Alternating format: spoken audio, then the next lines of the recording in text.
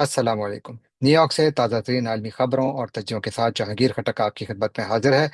Nadreen, आज यहाँ जुमतुल मुबारक की रात और दिसंबर की 5 तारीख, जबकि पाकिस्तान में हफ्ते की सुबह और दिसंबर की 6 तारीख है। नादरीन, कहते हैं कि किरदार और कानून की हुक्मरानी का एक दूसरे से बहुत गहरा ताल्लुक है। किरदार और अखलाकी अकदार की कमी कानून की हुक्मरानी को कमज़ोर कर सकती है, जबकि मजबूत किरदार और अखलाकी अकदार कानून की हुक्मरानी को मुस्तहकम करते हैं। सियानों के इन दो अनमोल फिक्रों का मतलब मैं अपनी राय के तराजू में आपकी खिदमत में आज पेश करूंगा।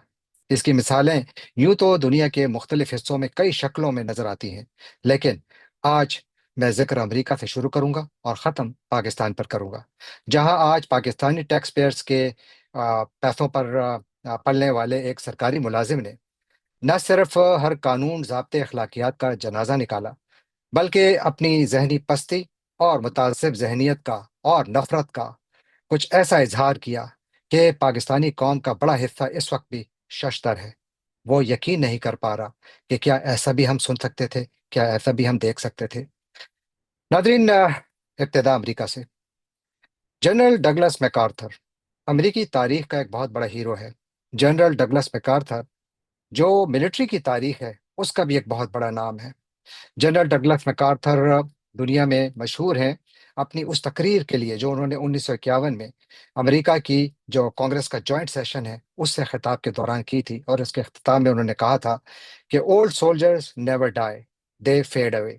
यानी जो पुराने सोल्जर्स होते हैं या जो फौजी होते हैं वो कभी मरते नहीं हैं, वो तारीख में बह जाते हैं, दे फेड अवे। आ, मैकार्थर 1903 में वेस्ट पॉइंट जो अमेरिका की मिलिट्री एकेडमी है यहाँ से ग्रेजुएट हुए, और फिर वो पहली जंग अजीम का हिस्सा बने। वहाँ पर उन्होंने कामयाबी और बहादुरी की नई तारीख रकम की, और उस जंग में सबसे ज़्यादा तेज़ी से प्रमोशन पाने वाले अमेरिकी ऑफिसर भी बने। दूसरे जंग अजीम के दौरान ही जब फिलीपींस पर जापानीज ने अटैक किया, तो उन्होंने अपनी फोर्सेस का भरपूर तरीके से उनकी रहनुमाई की, और उसके बाद एक मौका ऐसा भी आया कि वो पसपाई पर मजबूर हुए और वो ऑस्ट्रेलिया चले गए 1942 में।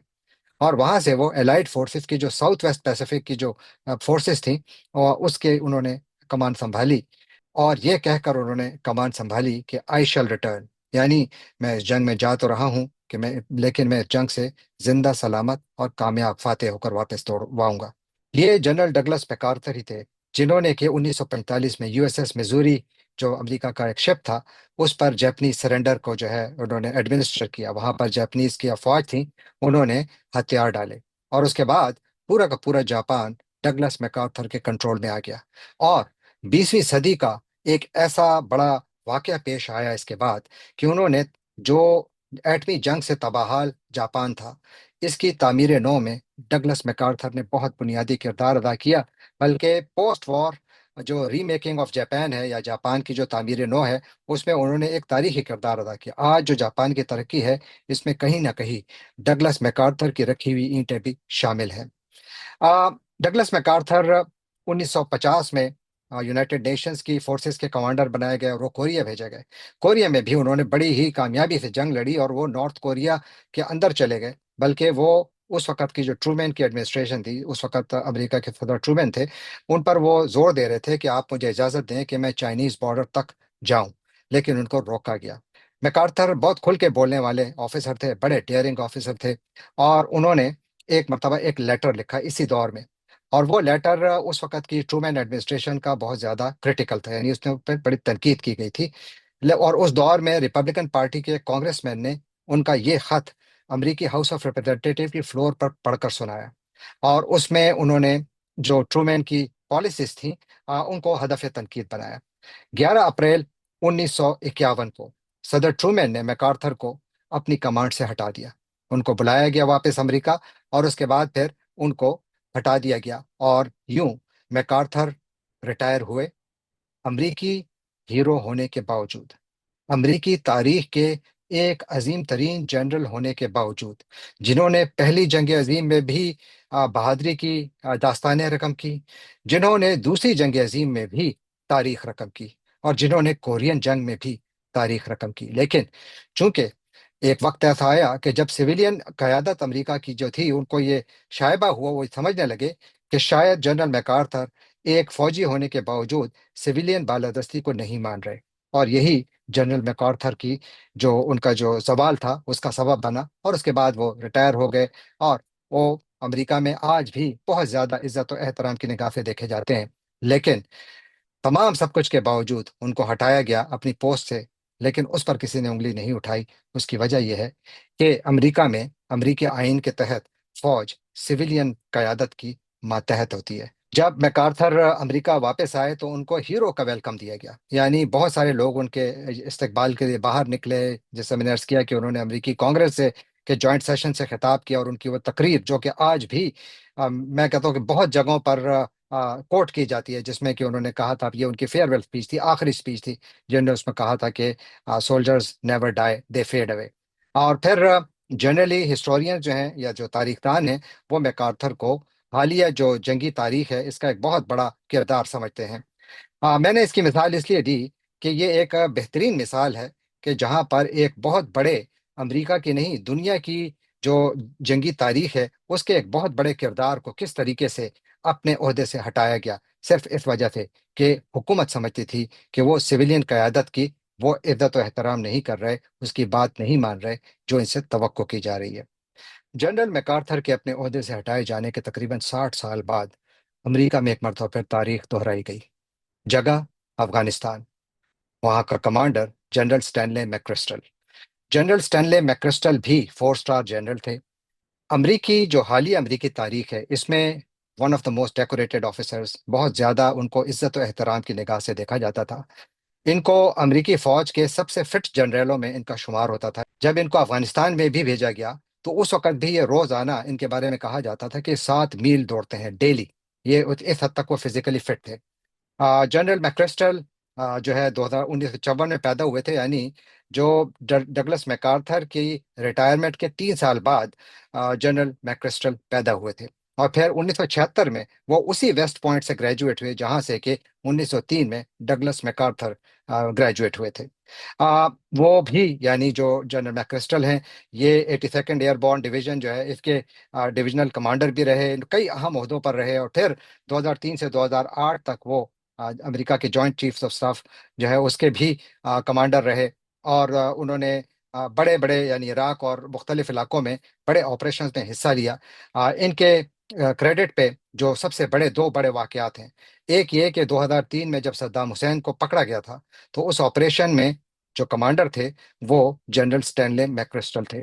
اسی طرح 2006 میں جو القاعدہ کے ایک بہت بڑے کمانڈر تھے ابو مصعب الزرقاوی، جنہوں نے کہ امریکی فوج کو بہت نقصان پہنچایا تھا عراق جنگ کے دوران، 2006 میں ابو مصعب الزرقاوی کو بھی امریکی فوج نے کامیابی سے نشانہ بنایا تھا، اور اس وقت بھی امریکی فوج کے کمانڈر جنرل سٹینلے میکرسٹل تھے۔ جب براک حسین اوباما امریکہ کے صدر بنے تو اس وقت وہ افغانستان کی جنگ جیتنا چاہتے تھے، اور اس جنگ کی جیت کے لیے انہوں نے ایک مرتبہ پھر ایسے ٹرانسفارمیشنل لیڈر کا انتخاب کیا، یعنی ایسے فوجی سربراہ کا انتخاب کیا جس کے بارے میں کہا جاتا تھا کہ وہ جنگوں کا نقشہ بدلنے کی اہلیت رکھتا ہے، اور وہ جنرل سٹینلے میکرسٹل تھے۔ اور ان کو 2009 میں 4 اسٹار جنرل بنایا گیا، اور ان کو انٹرنیشنل سیکیورٹی فورس جو تھی افغانستان میں اور یو ایس فورسز افغانستان میں جو تھیں ان کا سربراہ مقرر کر کے ان کو افغانستان بھیجا گیا۔ وہ بہت زیادہ پاپولر تھے اس دور میں، ان کو میں نے جس طرح آپ کو کہا کہ امریکہ کے مشہور ترین کمانڈرز میں سے ایک تھے۔ جب انہوں نے افغانستان میں کمان سنبھالی تو یہ وہ دور تھا جب انہوں نے صدر اوباما کو اس بات پر کنونس کیا کہ آپ ٹروپ سرچ کریں، یعنی افغانستان میں امریکی فوج کی تعداد کو بڑھائیں تاکہ ہم طالبان کو شکست دے سکیں، اور صدر اوباما نے ایسا ہی کیا۔ جنرل میکرسٹل اپنے بلنٹ کمنٹس کی وجہ سے کافی مشہور تھے، ان کی کئی سپیچز ایسی ہیں جہاں پر کہ وہ کھل کر بات چیت کرتے تھے۔ جون 2010 میں رولنگ سٹون نے ایک مضمون شائع کیا جس کا عنوان تھا دا رن اوے جنرل، اور اس میں انہوں نے بیسیکلی اس قسم کی رپورٹنگ کی تھی جہاں پر کہ میکرسٹل کے ایسے کلمات کو ریکارڈ کیا گیا جس میں کہ وہ امریکہ کی سویلین قیادت کا مذاق اڑا رہے تھے، یہ ان کے اوپر ایک الزام تھا۔ جب یہ خبر رولنگ سٹون میں چھپی تو امریکہ میں کوہرام مچ گیا کہ کیسے ممکن ہے کہ امریکی فوج کا ایک جرنیل کس طریقے سے ایک سویلین قیادت کا مذاق اڑا سکتا ہے۔ جب یہ خبر چھپی تو براک اوباما نے میکرسٹل کو فوراً اپنے عہدے سے ہٹا دیا، نہ صرف ہٹایا بلکہ ان کو واشنگٹن طلب کیا گیا، ان سے استعفیٰ مانگا گیا، اور یوں جنرل سٹینلے میکرسٹل کو بھی फौज छोड़ना पड़ी, तारीख का हिस्सा बनना पड़ा। उन्होंने इसके बाद किताबें भी लिखी, अपना दिफा भी किया, लेकिन रोलिंग स्टोन के खिलाफ आज तक कोई भी इस किस्म का एक्शन नहीं लिया गया कि उन्होंने कहीं झूठ लिखा है या गलत बयानी की है। बल्कि जनरल स्टैनली मैक्रिस्टल में इतनी ज्यादा डिग्निटी थी, इतने उन्होंने वकार का मुजाहरा किया कि उन्होंने माना कि हाँ, मेरे कुछ कलमात से ऐसी सिचुएशन बनी है जो कि अनडिजायरेबल थी, इसको नहीं होना चाहिए था। इस हद तक उन्होंने ये जरूर माना, और उसके बाद वो गोशे तन्हाई में चले गए, किताबें लिखी, एक नहीं कई किताबें लिखी। आज भी उनकी किताबें पढ़ी जाती हैं। मैं ये जो आपको मिसालें दे रहा हूँ, दोनों में आपको क्या नजर आ रहा है कि अमरीकी तारीख के बेहतरीन जनरल्स, डेकोरेटेड वॉर हीरोज, जब भी उन्होंने अपनी सिविलियन क़यादत के खिलाफ कोई ऐसी बात की कि जो उनके दायरा इख्तियार से बाहर थी, तो उनको अपने ओहदे से हाथ धोने पड़े। नाज़रीन, फ्रांस के एक मशहूर फलसफी थे, डिप्लोमेट थे और हिस्टोरियन थे, उनका नाम था एलेक्सिस डी टॉकेविल। उन्होंने एक मरतबा कहा था, और उन्होंने कई किताबें भी लिखी थी, लेकिन उनको दो किताबें बड़ी मशहूर हुई थी। एक डेमोक्रेसी इन अमेरिका, जो कि उन्होंने 1835 में लिखी थी, उसके दो एडिशन थे, दूसरा 1840 में आया था। और दूसरी एक और किताब जो उनकी बड़ी मशहूर हुई थी, the old regime and the revolution. तो ये उनकी दो मशहूर किताबें हैं। उन्होंने एक मरतबा कहा था कि the greatness of America lies not in being more enlightened than any other nation, but rather in her ability to repair her faults. यानी उनका कहना था कि अमेरिका की अजमत की वजह ये नहीं है कि यहाँ पर बहुत ज़्यादा तालीम है, लोगों में बहुत ज़्यादा आगाही है, बल्कि इसकी बड़ी वजह यह है कि ये अपनी गलतियों को सुधारने की सलाहियत रखता है। अमेरिका गलती करता है तो उस गलती को ठीक करने की कोशिश भी करता है। उनका ये कॉल आज भी अमेरिकी लीडरों के लिए मशअल राह है। कभी भी अमेरिकी लीडर या दुनिया में कोई भी लीडर परफेक्ट नहीं होगा, उससे गलतियां होंगी। इंसान जहां भी होगा उससे गलतियां होंगी, लेकिन तफरीक और फर्क वहां आता है कि जहां पर इंसान अपनी गलतियों से सीखे और अपनी कौम का मुस्तकबिल संवारे। अमेरिका ने तो, जिस तरह मैंने अर्ज किया, कि अपनी गलतियों से सीखा और आज भी सीखने की कोशिश कर रहे हैं। जिस तरह के आप देखिए, इस वक्त जो अमेरिका के वजीर दिफा हैं पीट हेक्सेथ, और उनके एक एडमिरल हैं जिन्होंने के कैरेबियन सी में एक ऐसी कश्ती को निशाना बनाया था सितंबर में, जिसमें के बकौल अमेरिकी फौज इसमें कोकेन और दूसरी ड्रग्स अमेरिका लाई जा रही थी। तो उसको निशाना बनाया गया, और उसके बाद कुछ फुटेजेस आए। इसमें बेसिकली पहली स्ट्राइक की गई और उसमें उस बोट को, उस कश्ती को तबाह किया गया, और उसके बाद फिर नजर आया बाद में वीडियोज में कि उसमें दो बंदे बचे हुए थे, दो बंदे जिंदा थे। और उसके बाद एक और स्ट्राइक की गई और वो जो दो जिंदा थे उनको भी मार दिया गया। अमेरिकी मीडिया में यह खबर यूं छपी कि पीट हैक्सेथ ने कहीं ये कहा कि जो दो बंदे जिंदा हैं ये भी जिंदा ना बचने पाए, और उन्होंने वर्बली ऑर्डर दिया, जो कि अमेरिकी कानून की खिलाफ वर्जी है। और इस वक्त अमेरिकी वजीर दिफा, जो कि अमेरिका नहीं दुनिया की ताकतवर तरीन फौज का वजीर दिफा है, ये पाकिस्तानी वजीर दिफा नहीं है जिसको जीएचक्यू के अंदर जाने की भी इजाजत नहीं है, बल्कि अमेरिकी वजीर दिफा है जिसने जब से हुकूमत में आया है अब तक कई जनरल्स, एडमिरल्स और एयरफोर्स के जो टॉप ऑफिशियल हैं उनको सैक कर चुका है, उनको घर भेज चुका है, उनके ऊपर मुख्तलिफ मुख्तलिफ वजूहात की बुनियाद पर। यानी वो इतना ताकतवर है। वो इस वक्त जवाबदेह है अमेरिकी कौम के सामने। सदर ट्रंप भी उनका दिफा कर रहे हैं आज। इसके बावजूद अब उनकी अपनी पार्टी के लोग भी अमेरिकी कांग्रेस में हेयरिंग्स उन्होंने बाकायदा शुरू की हुई हैं, क्योंकि वहां पर सुना जा रहा है कि आखिर ये हुआ क्यों। क्योंकि अगर पीट हेग्सेथ ने जुबानी कलामी किसी के कत्ल का हुक्म दिया है तो ये वॉर क्राइम है। अब वॉर क्राइम का लफ्ज जब मैं कहता हूं तो आपको सोहेल आफरीदी के वो अल्फाज भी याद आते होंगे कि जब उसने भी कहा था कि जब आप कोलेटरल डैमेज के नाम पर लोगों को कत्ल करते हैं तो ये वॉर क्राइम है। अगर कोई शख्स जंग की हैसियत ना रखता हो और आप उस पर गोली चलाएं तो ये वॉर क्राइम समझा जाता है। और वो जब कह रहा था तो उस पर लोग गालियां दे रहे थे। अमेरिका में क्या हो रहा है इस वक्त, उसी चार्ज एक ही है, उसी पर यहाँ पर तहकीकात हो रही हैं, और अब देखते हैं कि इसका नतीजा क्या निकलता है। तो यूं अमेरिका में तो इस वक्त अपनी क़यादत का एहतसाब शुरू है, और मेरा ख्याल है हमेशा से है और चलता रहेगा, और यही अमेरिका की असल ताकत है, यही अमेरिका की असल खूबसूरती है, और इसीलिए अमेरिका अमेरिका है। लेकिन पाकिस्तानी कौम ने जो आज कुछ DGISPR की एक प्रेस कॉन्फ्रेंस में देखा सुना, वो मेरा नहीं ख्याल कि आज तक किसी ने अपने वहम गुमान में भी पहुंचा था कि पाकिस्तानी फौज का एक जनरल, जो कि बावर्दी है, और वो इतने ज्यादा मुतासिब जहन का मालिक है, वो इतना नफरत से भरा हुआ है, और वो इतना अकदार का ख्याल न रखने वाला शख्स है कि वो एक साबिक प्राइम मिनिस्टर को, जो कि इस मुल्क का हीरो भी है, वो इस वक्त पाकिस्तान के सबसे बड़े फलाही इदारे भी चला रहा है, और इस वक्त वो कैद तन्हाई में है, सिर्फ इस वजह से कि वो और मौजूदा क़यादत के साथ एक पेज पर नहीं है, इख्तिलाफ राय रखता है। اور اس اختلاف رائے کے بعد آج جو ہم نے سنا کہ تم اور تو اور تم ہوتے کون ہو، جس قسم کی زبان آج ہم نے سنی، تو اس نے بیسیکلی آج تین باتیں ثابت کی۔ ایک تو یہ کہ پاکستان میں جو تعصب، نفرت، تصادم کی سیاست ہے، وہ میرا خیال ہے کہ ایک نئے اور خدا نخواستہ تاریخ ترین دور میں جو ہے پاکستان داخل ہو چکا ہے ایفی فیاضت کے۔ دوسرا یہ کہ جنرل چودھری نے یہ ثابت کیا کہ امریکی جنرل میکرسٹل کی طرح اپنی قوم کے سامنے جواب دہ ہونے کے بجائے وہ ہر قسم کی جواب دہی اور قانون سے بالاتر ہیں۔ یعنی اگر آپ ان پر ملٹری لا بھی اپلائی کریں تو جنرل صاحب کی وردی آج اتر جانی چاہیے تھی، کیونکہ انہوں نے اپنے اوتھ کو وائلیٹ کیا ہے۔ آج انہوں نے پولیٹیکل سٹیٹمنٹس دی ہیں، میں ان کی جو جزیات ہیں اس میں نہیں جاؤں گا، بہت تبصرے ہو چکے ہیں۔ اور پھر ساتھ انہوں نے جو الفاظ کہے، آئیے سنتے ہیں کہ انہوں نے کہا کیا۔ A creeping national security threat that is internal, and that threat کا جو محور ہے، جو اس کا آپ کہہ سکتے ہیں جہاں سے ایمینیٹ ہوتی ہے، that is one delusional mindset and a delusional person جو کہ کیپٹیو ہے اپنی ذات کا، and the narrative that he is pushing, it has become a national security threat. Chief minister Khyber Pakhtunkhwa انہوں نے ایک الزام عائد کیا، اور وہ بھی ایسی بات کی کہ جو کہ ذہن تسلیم نہیں کرتا تھا۔ کہتے ہیں مساجد کے اندر کتے باندھتے ہیں، اور جب ہم ان کو کہتے ہیں تو وہ آگے سے کہتے ہیں جی کہ ہم آپ میں اور کتوں میں کوئی تفریق نہیں کرتے۔ یہ جو کہتے ہیں ان کے لیے میں یہی کہوں گا کہ بارکنگ جو کتا بھونک رہا ہوتا ہے نا اس کے بارے میں جو ہے نا زیادہ پریشان ہونے کی ضرورت نہیں ہوتی۔ جی، جس طرح آپ نے دیکھا کہ وہ ایک منتخب وزیر اعلیٰ 4.5 کروڑ پاکستانیوں کے منتخب نمائندے کو کتا کہہ رہے ہیں، یعنی کہ ایک باوردی جنرل پاکستان فوج کے اس سے پہلے بھی وہ انتہائی گھٹیا زبان استعمال کر چکے ہیں، جو کہ انہوں نے اپنی وردی کا پاس بھی نہیں رکھا، انہوں نے اپنے ادارے کا پاس بھی نہیں رکھا، اور انہوں نے ہم جیسے لوگ جو کہ اپنی فوج سے محبت کرنے والے ہیں، ہمارے دل میں بھی اس قسم کے آفیسرز کا قدر و احترام ختم کر دیا۔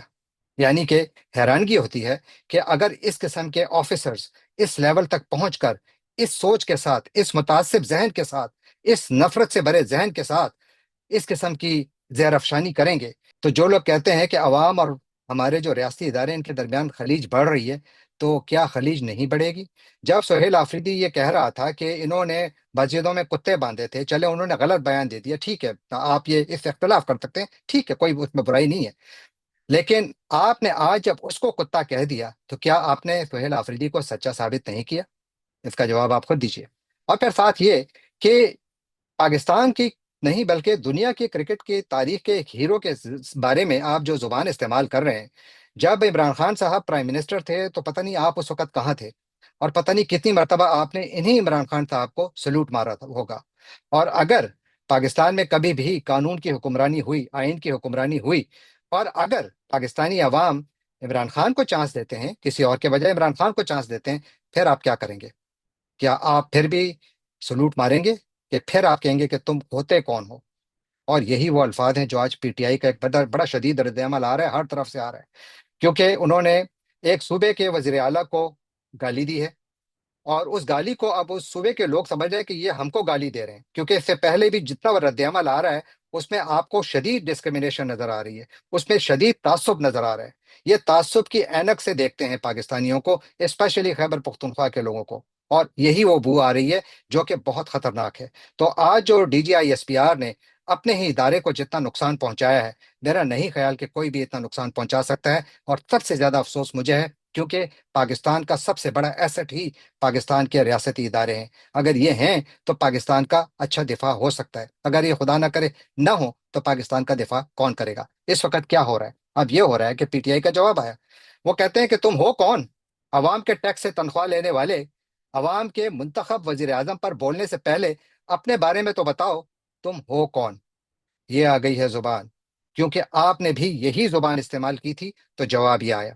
میں اس جواب سے بھی ٹوٹلی متفق نہیں ہوں، کیونکہ میرا نہیں خیال کہ جو شائستگی کچھ تھوڑی بہت پاکستانی معاشرے میں تھی، اس شائستگی کا بیڑا غرق ہو گیا ہے گزشتہ کچھ سالوں کے دوران، اور اس میں یقیناً عمران خان صاحب کا بھی کنٹریبیوشن ہے، کیونکہ عمران خان صاحب بھی بہت زیادہ ڈیروگیٹری زبان استعمال کرتے تھے اپنے مخالفین کے خلاف، چاہے وہ مولانا فضل الرحمان ہو یا زرداری ہو یا کوئی بھی ہو، کیونکہ سیاسی اختلاف ایک چیز ہے، کسی کی تصدیق دوسری، تو وہاں پر وہ بھی غلط ہیں، لیکن یہاں پر جنرل صاحب آپ نے بھی فاش غلطی کی ہے۔ اور اسی لیے خیبر پختونخوا کے جو اسپوکس مین ہے شفیع جان، وہ یہی فرما رہے ہیں کہ جناب D G I S P R, पख्तूनों से माफ़ी मांगो। ये पूरे खैबर पख्तूनख्वा की तौहीन है। आपने आज ये जुबान इस्तेमाल करके ये साबित कर दिया कि जो सोहेल आफरीदी ने कहा था वो ठीक कहा था।